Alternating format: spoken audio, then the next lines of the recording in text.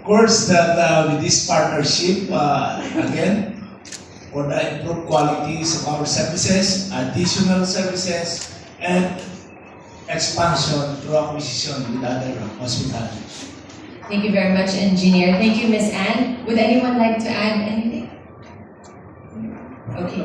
Thank you, Ms. Ann. Oh, we have a follow-up It's question. just a follow-up. Sir, can you give us more details? It's all very vague. Can we expect one or two hospitals within the year or next year? Will we be handling more? Will we have new cath labs at CT? What investments can we expect? Of course, as I've said before, to upgrade our facilities, definitely cath lab and other services is part of our improvements. Yes, we have plans for the expansion of position at least within this year or probably at most next year. We are planning to, there's in the pipeline for the expansion of position of hospital. Okay, thank you po.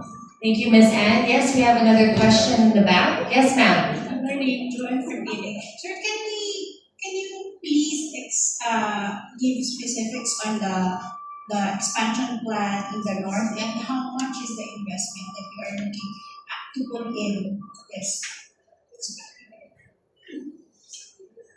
Okay, for the expansion of the north. Now, we are at present we are building a new hospital in the north, Global Care Medical Center of Pangasinan. That's why our founders in Pangasinan are all here.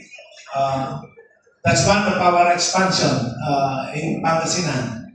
And we are planning, we are still looking for another supposed to be for acquisition in the northern part of Luzon. Thank you, ma'am. For the investments, can you give a figures on how much the investment will be? Well,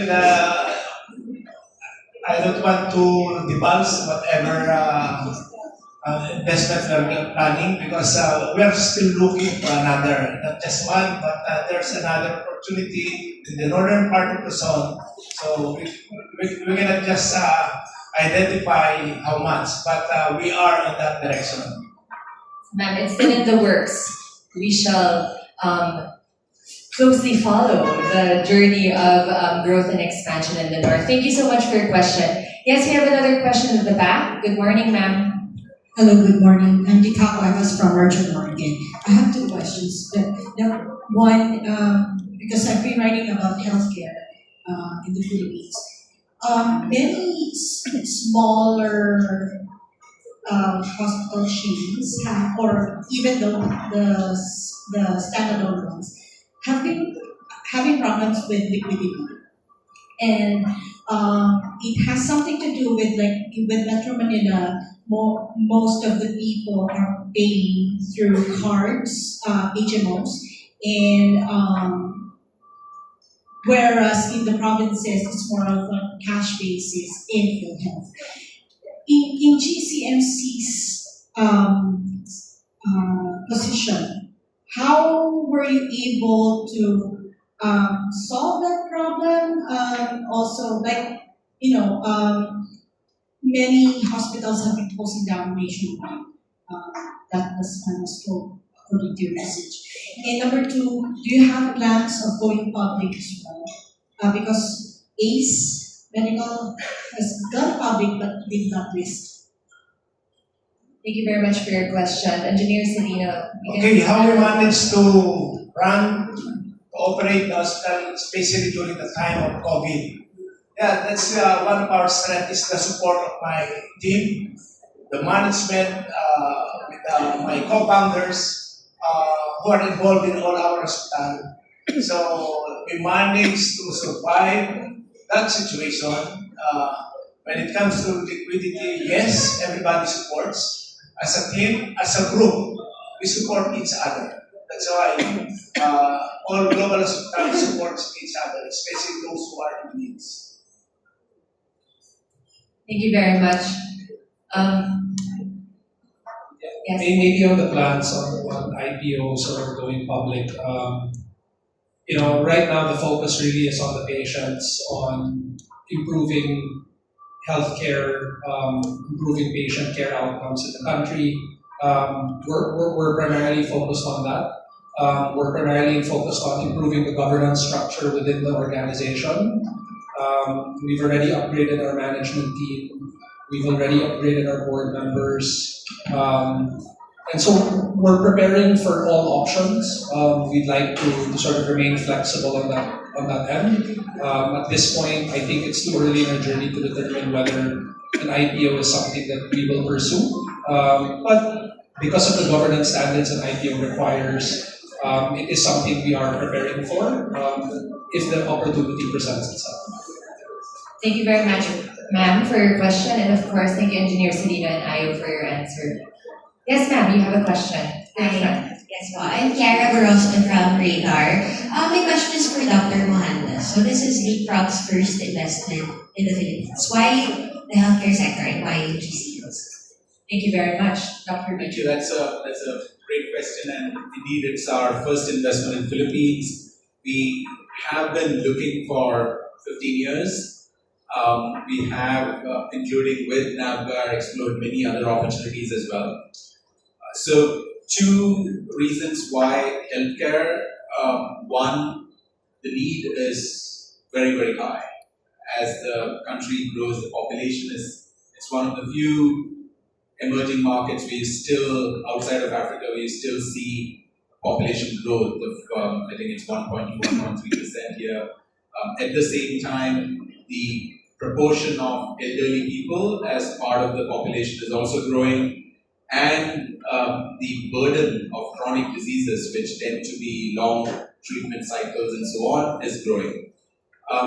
Healthcare spending is growing, but the demand side, as it grows, the supply side isn't keeping up, both in terms of geography. So Metro Manila may be saturated or appropriately serviced, but outside Metro Manila it's not.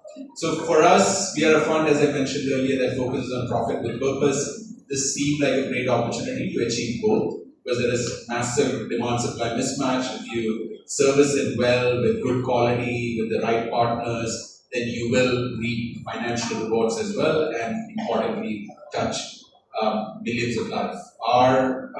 One of the things that we measure when we make an investment in a healthcare company is disability-adjusted life years saved. So our first investment out of Fund 4 is a company in India called Cliff Diagnostics. It, within the last 3 years, has already saved close to 200,000 disability-adjusted life years for Indians. We hope that with GCMC we'll be able to do more. And then specifically why GCMC, we spoke about it earlier. They are one of the few very well-disciplined, good quality teams which put care up front outside of Metro Manila. So working with the chairman and his team was an opportunity that we didn't want to pass.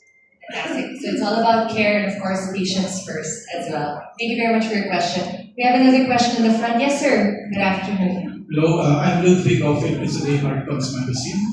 So my question is, what key milestones will be using to measure the success of this partnership?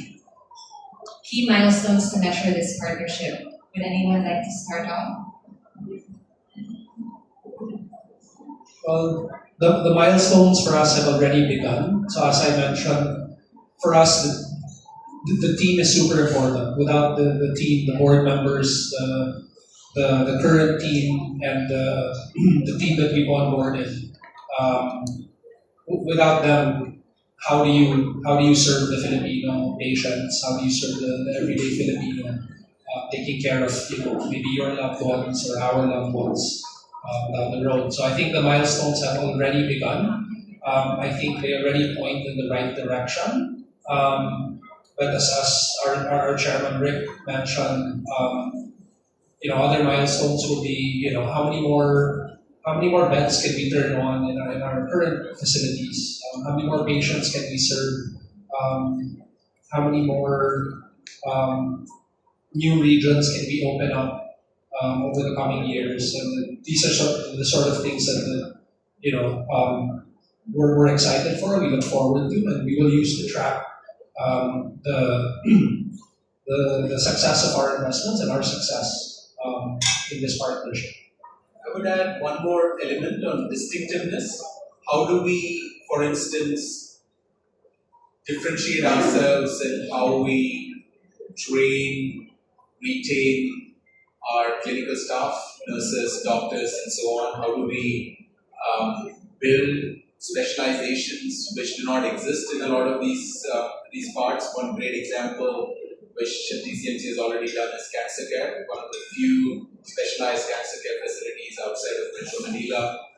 So how can we do more in other specialties as well? As you know, with chronic diseases, we're talking about nephrology, oncology, cardiology, all of that. So distinctiveness in that respect as well, in addition to growing the sheer number of hospitals, beds, and so on. Thank you very much, Aya and Dr. Biju. Thank you, sir, for your question. Yes, we have another question at the back. Good morning. Good afternoon. Archie from TV5 News 5. I'd just like to clarify the timeline of the investment. Are we looking at a couple of months for the project, or is it a few years partnership that we're talking about? Thank you very much. Timeline of the investment. From the Navigar end, and I think we're very aligned with Leapfrog and with Rick. As I mentioned, it's been 18 months to get to where we are. It would be maybe fairly nonsensical for us to work on it and then let go in a couple of months, right? I think we're all in it for what I would say is the medium to long term, both relative terms.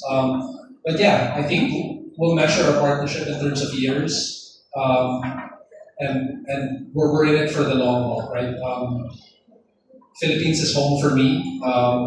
There's no other place I'd rather be. And so I'd like to see impact on the lives of Filipinos for not just, the next few years, but decades if possible. And to improve lives and touch, the lives of the communities that we operate in.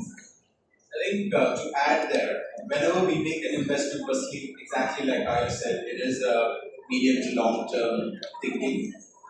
Importantly, it doesn't end with our exit from that investment. So, to give you an example, we helped build what has since become by far the largest retail pharmacy operation in Eastern Africa. This is a company called Good Life. When we took it on, when I got involved, it had just 3 stores. When Leapfrog got involved, it had about 20 odd stores.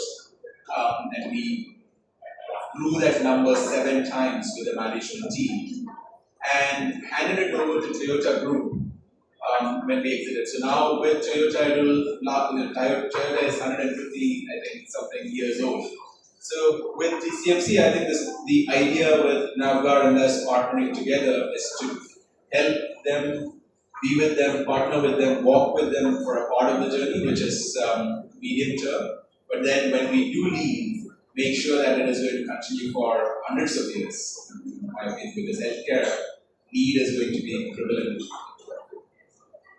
And in demand, the incredible demand that you mentioned earlier, healthcare is in demand. Thank you very much, RG, for your question. We do have time for just a few more questions from our friends from the media. Yes, sir. Good afternoon. Good afternoon. My name is Albert from TechGame.com. Hi, Albert. My question is, how does this investment affect the average patients? Sorry, average patients? Yes. Okay, investments and our average patients. Well, for us, it's just a normal, the normal operation. The more opportunities for the patients to have this kind of services. We're going to upgrade our services, and we're going to improve all other global hospitals. Definitely, they don't have to go to Manila just to see this special kind of sickness. We see to it that all those sickness will be addressed in global hospitals. So that will be the impact with this investment. maybe I'll touch on that and expand on that a little bit more.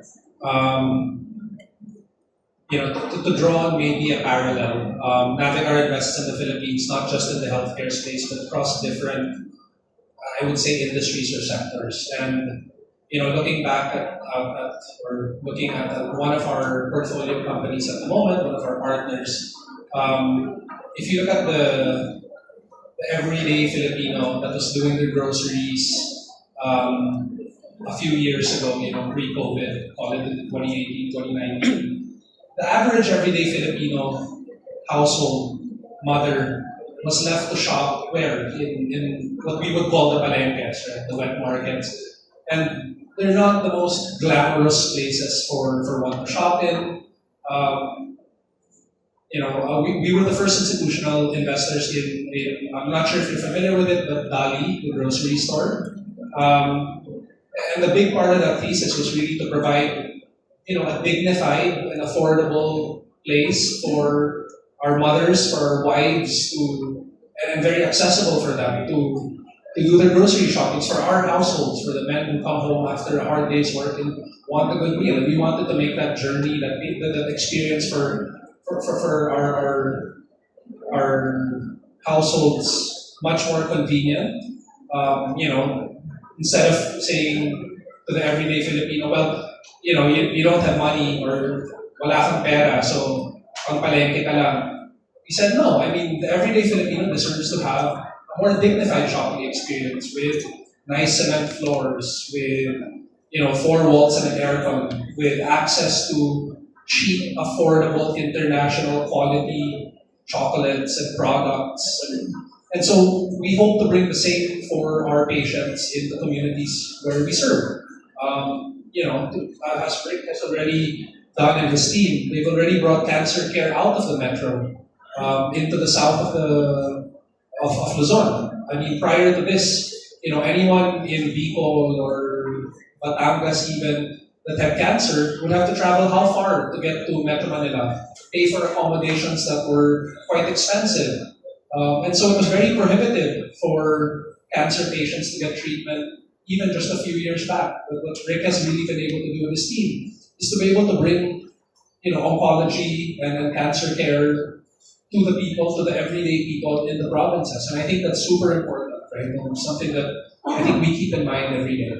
Absolutely. In fact, one of our sustainability development goals is universal access to healthcare that everyone deserves across the world, not just the Philippines, and that is our goal here. Okay, thank you, sir, for your question. We do have one question left. Yes, ma'am, good morning. Hi, good morning. I'm Claire. I'm a mommy blogger. I'm the owner of the blog clairesantiago.com. This question is for the Honorable Chairman of the GCMC. So, I'm a resident of Cabuyao, and I must admit that healthcare in our city is somewhat struggling. Not as advanced compared to nearby cities. With this partnership, what can Cabuyanos expect in terms of improvements to healthcare facilities and services? Okay, one of the improvements especially here in Cabuyao Hospital, we're going to put up a cath lab, and of course, we acquire MRI. Now, that's why we expand. This is a new building just to cater for doctor's clinic because we're expanding for our patients' room. So from 90, we're going to have an additional 30 beds, 30 rooms, I mean. So around 120 all in all. We expanded our dialysis to cater all dialysis patients. As of now, we have only 20 chairs, but now we're going to begin additional 20 chairs to accommodate all those patients who needs dialysis. Now, of course, in the pipeline, I'm just trying to extract the data, especially with our finance director and of course with our chief finance director, that I want to extract data if there's a need for us to open an open heart surgery here in Cabuyao. That's part of the improvement here in Cabuyao. So all kinds of treatment and services we are planning to put here in Cabuyao, though we have the specialized cancer center located in Bay. But of course, as a totality, as one global hospital, wherever you are, whatever kinds of service you need, at Global we care. Global We Care. Thank you very much, Claire, for your question. And I think that that's a fantastic way for us to bring everything together. And I do have one last question for all three gentlemen. You already shared so much about this partnership, but in one word, just one word, what are you most looking forward to this partnership? Maybe we can start with Dr. Biju and then end with Ayo. Dr. Biju, in one word, I'm sorry, this is so hard, but I think we need to bring everyone together. I was about to give a speech, but one Okay. word, I would say it's purpose. Purpose. I love that. Engineer Celino. Legacy. Purpose, legacy, Ayo. I haven't eaten today, so mine's breakfast. But no, I'll use two words, positive impact. So I think I love that. Yeah, so everything after that, these are just really perfect. It's purpose, legacy, and positive impact. And I think those 4 words are a beautiful way for us to end this afternoon session by really bringing this partnership into fruition and